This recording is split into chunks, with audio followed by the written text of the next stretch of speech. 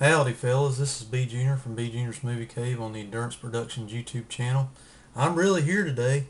There's my coffee cup. Deed until I gets me coffee.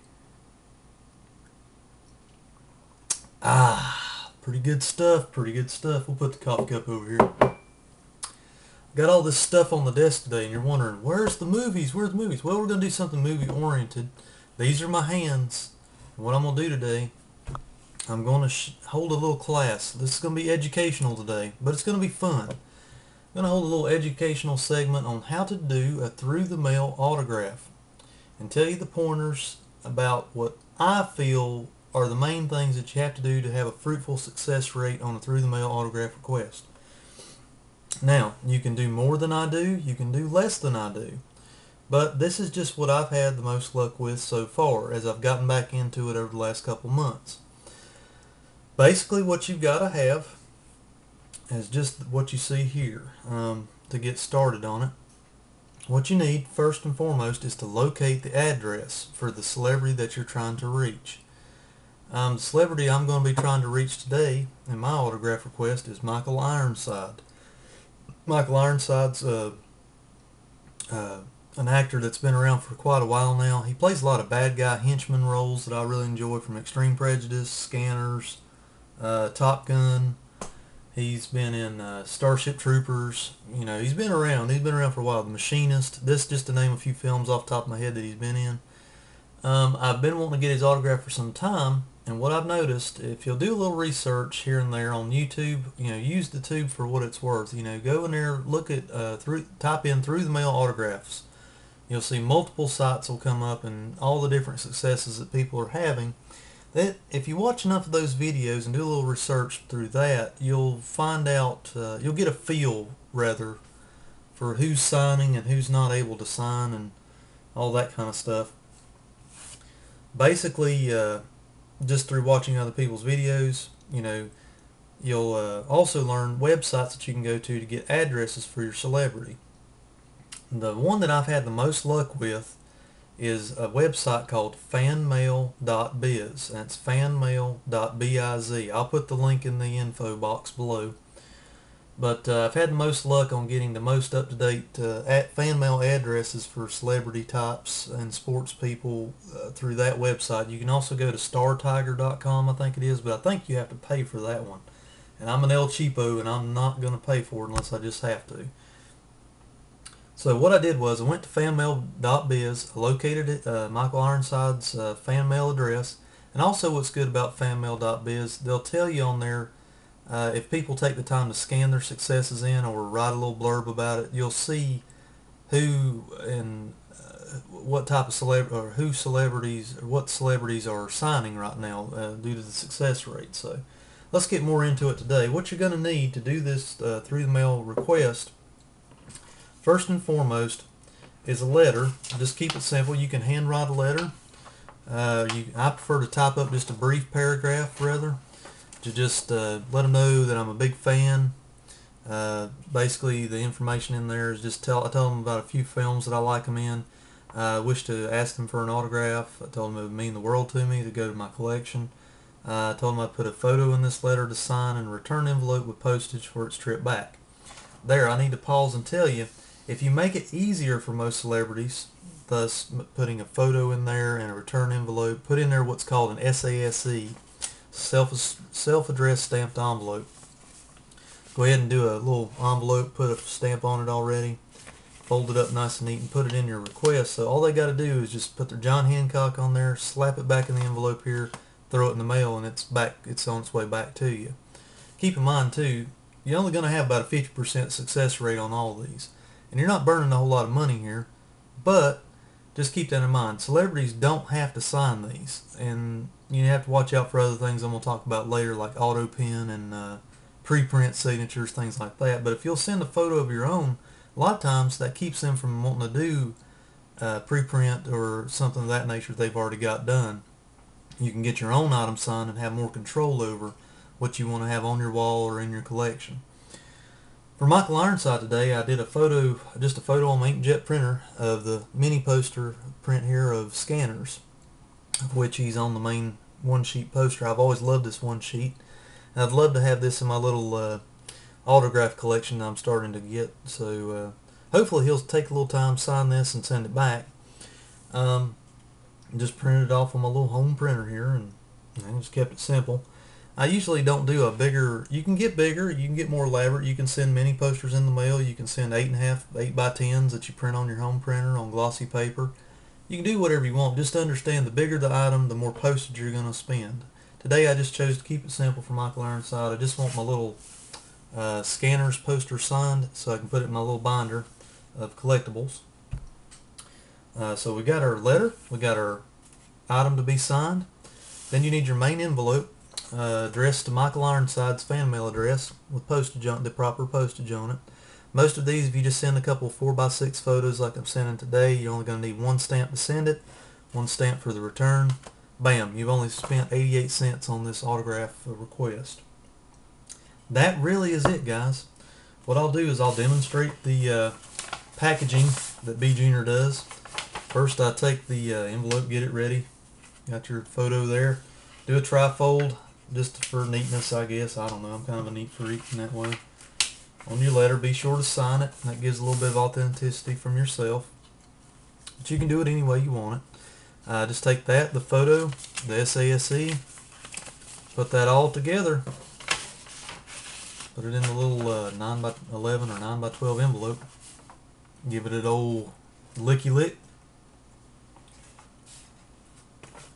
Or glue if you prefer. Make sure it's good and tight. There you have it, guys. That's a through the mail autograph request. Now, will Mr. Ironside sign it? I'm hoping he will. I've seen a lot of people on YouTube having successes with Michael Ironside recently. A lot of times too, if you'll look on fanmail.biz or imdb.com, you can find out if they're away on television productions or movie productions that last months at a time. Usually if they're on those type of trips, either try to find the venue address if it's a TV show, send it to there, or basically just watch and wait for a little while, because a lot of times you can go ahead and send your request. Sometimes you'll get a response back within 2 weeks, a month. Sometimes it's 6 months or a year. I remember doing these back in the 90s full force, and a lot of times you'd forget that you even wrote the person before they'd write you back, mainly because they're away on projects and they come back from their projects to the talent agency, grab the big old duffel bag full of fan mail, and just start going through it. Now, like I said, usually it's about a 50-50 shot you'll get a response back, but if you're just wanting the autograph and it's something for your collection, it's a good way to get it and get it cheap. That's just the way I've always said, and it's just a choice upon the celebrity if they want to do it. Now, let me take a little swig of coffee and we'll talk about auto pens real briefly and other things to watch out for. My little bit of experience for it back in the 90s and what I've had of it here in the last couple months. There's a couple things to watch out for, especially when you're doing through the mail and you're not going to a convention and watching them sign it. And that's the ultimate right there. You want to see the person, shake their hand, talk a little, small talk and all that. But a lot of times these folks are recluse. They're not out at conventions, and it's about the only way to get their autographs. But the more A-list you get of celebrity and or director, a lot of times they just have sheer, just uber volume of fan mail coming to them. A lot of times they incorporate a couple different things that kind of screw up the through the mail autograph. One of which that you fall into, especially if you don't send your own photo, is something called auto pen or preprint. Preprint is basically a stock photo of themselves that they just send it through like a LaserJet printer and it preprints on there. If you'll take and look horizontally on the item itself, you can tell a lot of times if it's a raised ink, or also there's the old alcohol trick. If you'll take a Q-tip with rubbing alcohol and just rub a little edge on the tail end of their signature, if it rubs off, it's actually a pen that's made that mark on the paper. If not, if it doesn't come off, it's a preprint. Now, I used to in the 90s, I would just take the preprints and just chuck them in the trash because I want the real deal. I mean, that's, after you do a few of these, you'll get a feel for what's the real deal and what's not. Another thing is called an auto pen. An auto pen is basically just what it sounds like. It's a machine, much like a copier or scanner. They put the item in there, whether it's your photo or whatever, and they've already got it programmed to where an automatic pen will basically come down inside the machine. Here's my little auto pen description. Let's say this is your item. Basically, it will come down, make a, and then make a mark, an L, lift up, do another one. It does that faster than that, but that's essentially in a nutshell what it does.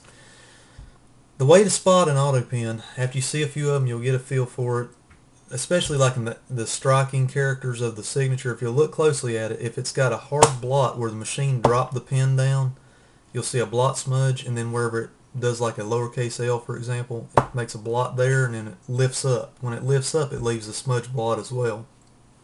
Normally when people are signing, it's just, they just kind of move through the motions. Whenever you see a lot of the characters having that hard start and hard stop, that's an indication of an auto pen. Plus, another way to spot that is if it's got an identical phrase on multiple items. Usually I like to send 2 photos for that reason, because it catches the auto pen, or multiple items. Usually 2 to 3 is my max, because I don't want to send them a whole barrage of stuff and expect them to sign it all.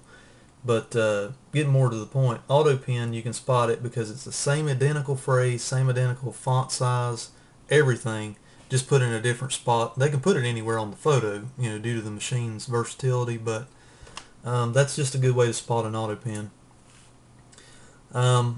That's another one is a stamp. I don't think many of them use stamps anymore because they don't think we're that stupid anymore. Basically, a stamp is just what it sounds like. It's a preprint of theirs and put it down on the paper and bam.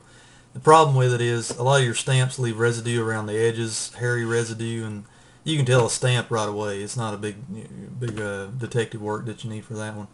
Most of which, like the Landis, John Landis photos that I got back, I just knew from the grapevine on YouTube that he does sign from time to time. I took a chance, sent him some little 8.5 by 11 Photoshop prints. A lot of people have been asking me too here recently in my last couple videos, where did I get the mini posters? Well, I got them from this right here, this little bad boy right over here, this inkjet printer right here. I just put some glossy 8.5 by 11 photo print paper in there. Found a couple good resolution posters, images of their one-sheet posters for American Werewolf in London, for example.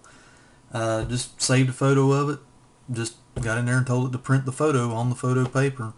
And it looks good on the wall. I mean, it turned out better than I thought it would. So as long as you find a good quality photo of it, you're going to have a good little size print to put on your wall as well. So there you go. That's basically, I want to kind of sign off for now. That's your through the mail autograph class, plus what to look out for whenever you're doing through the mail autographs, and how I created my little mini posters as of recent. You can do them any size you want. Just remember, the bigger you get, if you get up to the 8.5 by 11 size, make sure you either check with the post office or check your weight on it. Most of which, if you just send 1 or 2 8.5 by 11s in the bigger size, like this, let's see, I got one right here ready to go. I was going to send to George Romero soon with some mini prints. The bigger size you go, like this size, you're going to need 2 stamps for the SASE and 2 stamps for it to get there. Well, dudes, that has been your education on how to get an autograph through the mail. Good luck to you. Check out fanmail.biz and share your videos. Put your videos. I'm always watching y'all's videos too, even though I may not comment all the time. I just get busy at work and whatnot, just everyday life, and I don't have time to comment all the time, but I do watch your vids. I stockpile them a lot of times, and I just watch them on my Saturday and Sunday mornings whenever I get time. So do your responses. If you get some responses back in the mail, I'd love to see your responses. If you get some people that I haven't gotten yet too, that kind of adds to the community feel of it, and we all learn who's signing right then if you're able to get an autograph. Rock on, dudes. Good luck. Take care.